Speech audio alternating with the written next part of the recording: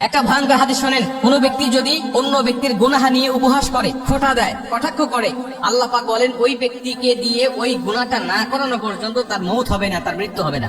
মানে আপনি আপনার ভাইয়ের কোনো গুনাহ নিয়ে খোঁটা দিচ্ছেন, কটূক্তি করতেছেন, উপহাস করছেন, মানুষের মাঝে বলে বেড়াচ্ছেন, ওই গুনাহ আল্লাহ আপনাকে দিয়ে করাবে, তারপরে আপনাকে দুনিয়া থেকে টান দিবে।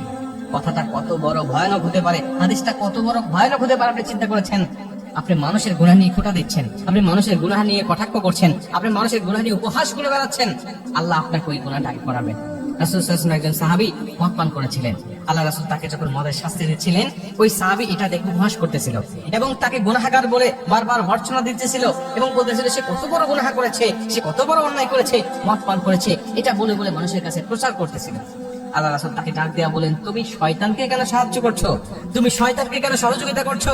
তুমি তাকে উপহাস না করে তুমি তার জন্য মাগফিরাত কামনা করো, তার জন্য দোয়া করো, আল্লাহ পাক যেন তাকে ক্ষমা করে দেয়।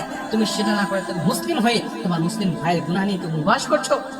প্রিয় ভাই, যখন কোনো ব্যক্তি অন্যের গুনাহ নিয়ে উপহাস করে, তখন নিজের মধ্যে অহংকার চলে আসে, নিজের মধ্যে আত্মহমিকা চলে আসে। আর অহংকার হলো আল্লাহ পাকের চাদর, এই চাদর ধরে যারা টান দেয়, আল্লাহ পাক তাদেরকে ছেড়ে দেয় না। অহংকার করবেন না। এবং উপহাস করা, মানুষের গুনাহ নিয়ে কটাক্ষ করা, এটা হলো কবিরা গুনাহ। যেই কবিরা গুনাহ আপনার যদি একটা থাকে আমলনামায়, ওই একটা কবিরা গুনাহ আপনাকে জাহান্নামে নিয়ে যাওয়ার জন্য যথেষ্ট হবে। আপনি এই কবিরা গুনাহগুলো হমেশা করে যাচ্ছেন এবং আপনি যখন কাউকে নিয়ে কটূক্তি করবেন, কটাক্ষ করবেন, হয়তোবা দুনিয়ার মানুষ আপনার কথাগুলো শুনে হাসবে, কিন্তু আল্লাহ পাক সবচেয়ে বেশি আপনার উপর নারাজ হয়ে যাবে। আপনি চিন্তাও করতে পারবেন না। আমরা মানুষের মাঝে বলতেছেন, মানুষ আপনার কথা শুনে হাসতেছে, মানুষ আপনার কথা শুনে আপনাকে বাহবা দিচ্ছে যে আপনি এত কিছু জানেন, কিন্তু আল্লাহ পাক আপনার উপরে এতটাই রাগান্বিত হচ্ছে যে রাগান্বিত হওয়ার কারণে আপনার জন্য কিন্তু জাহান্নাম ওয়াজিব হয়ে যেতে পারে। প্রিয় ভাই, এজন্য এগুলো করবেন না। কি করবেন? আপনি তার জন্য দোয়া করবেন। যখন কোনো ব্যক্তির জন্য আপনি দোয়া করেন, তখন ওই দোয়াটা আল্লাহ পাক আপনার নিজের জন্য আগে কবুল করে। দেখেন কত সুন্দর কথা। আপনি কোনো ব্যক্তির জন্য দোয়া করতেছেন, আল্লাহ আমার অমুক ভাইকে আপনি ক্ষমা করে দেন, আপনি মাফ করে দেন। আল্লাহ বলেছে আগে তোকে মাফ করবো, তারপরে তাকে ক্ষমা করবো। আগে তোকে ক্ষমা করবো, তারপরে তাকে ক্ষমা করবো। কেন? তুই তোর মুসলিম ভাইয়ের জন্য দোয়া করেছিস, তোকে বোনাস হিসাবে আমি আল্লাহ তোকে ক্ষমা করবো, তারপরে ওকে ক্ষমা করবো। আপনি আপনার ভাইয়ের জন্য দোয়া করছেন, আল্লাহ আমার অমুক ভাইকে রিজিক নেই, তাকে একটু রিজিকের ব্যবস্থা করে দাও, ইনকাম সোর্স দিয়ে দাও, আল্লাহ রিজিকের মধ্যে বরকত দিয়ে দাও। আল্লাহ বলে তোর ভাইয়ের জন্য তুই দোয়া করেছিস, আমি আল্লাহ আগে তোর রিজিকটাকে বৃদ্ধি করবো, রিজিকের মধ্যে বরকত দিব, তারপরে তোর ভাইয়ের জন্য দোয়াটা কবুল করবো। প্রিয় ভাই, ইসলামটা কত সুন্দর দেখেন।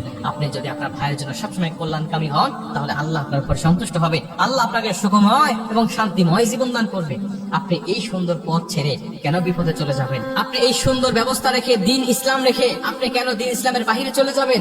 প্রিয় ভাই, এর জন্য বলি, আল্লাহ রাসূল সাল্লাল্লাহু আলাইহি ওয়াসাল্লাম যেটা ভুল করতে বলেছেন সেটা করেন। কোনো মানুষের গুনাহ নিয়ে কটাক্ষ করেন না। কোনো অন্যায় করেছে কোনো ব্যক্তি, এলাকায় কোনো ঘটনা ঘটেছে, এটা ঢোল পিটায়েন না, মানুষের কাছে বলে বেড়ায়েন না। আপনি এটা গোপন রাখেন এবং এটা